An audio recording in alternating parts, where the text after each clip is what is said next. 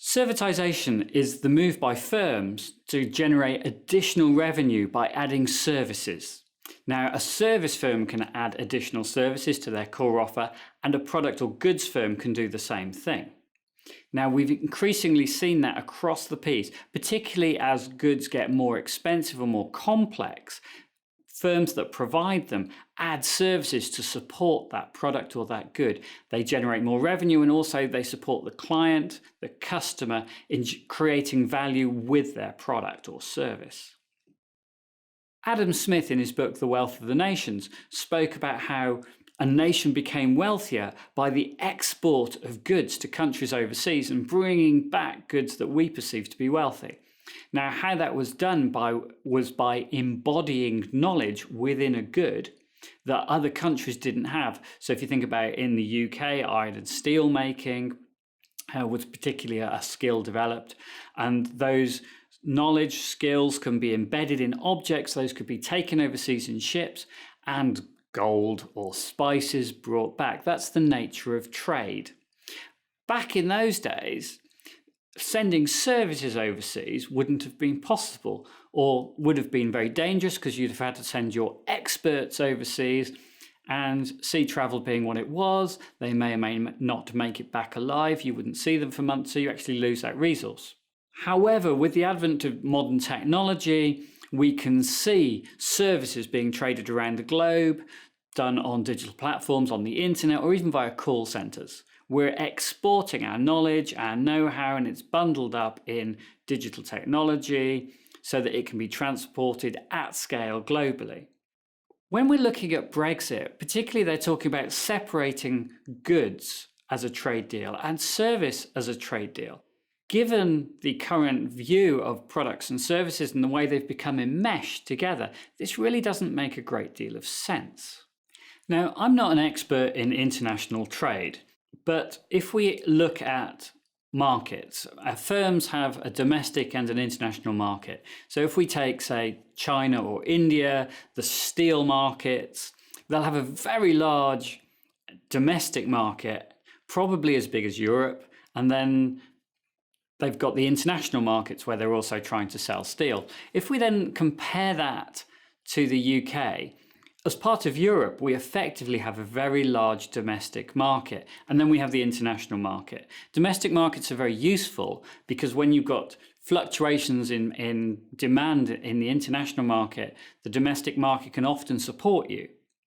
Now, leaving the domestic market, which is Europe, and becoming a very small island state, leads us to a position where we neither have a strong market in which to sell our goods locally. We also disadvantage ourselves when we're negotiating with these very large markets because we're offering a fraction of access to our market. So it's a very difficult argument to understand for me why we would leave such a big market and hope that we would have better influence, better ability to trade on global markets when we don't offer that much ourselves. Thinking about products and services, an example that we're probably all familiar with is mobile phones. Mobile phones are actually quite expensive if you go and buy your mobile phone directly. Maybe an iPhone 8 or 10 will cost you around £1,000. However, if you buy it on a contract, you can maybe get it for around £60 or £70 a month, and you can spread the cost of that product over 2 years, but you also get services with it.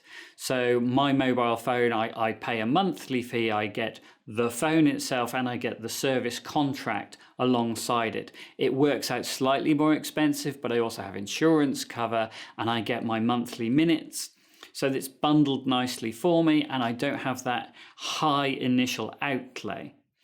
Now, if we're trading, if we're having separate negotiations for products and services, it makes that strategy more difficult because I can sell my good, my product under one set of regulations, but providing the services with it now come under a completely different set of regulations. Now, that's just a mobile phone. You can imagine with trains, with aeroplanes, with air conditioning, all these products are actually sold as full service contracts. Now, we talk about the installed base. That is the number of trains or say, office printers that you might have within your business. And they're owned by a company who then try and sell you the service contract.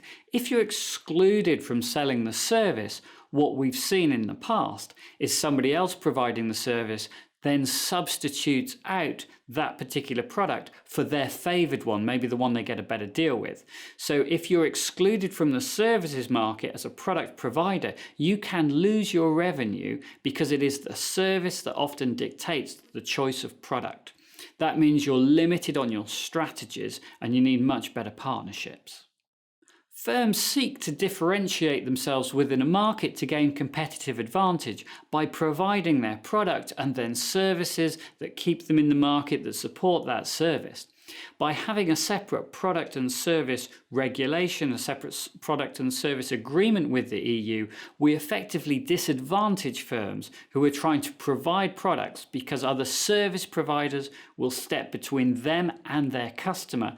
That will provide an intermediary, so you're no longer dealing directly with your customer, you're dealing through an intermediary who potentially has more power in the market, who understands the customer, and you may even have to pay for your own customer data to understand how somebody's using your product in context. That, to me, is a huge disadvantage when you're trying to create value for the business and generate value going forwards.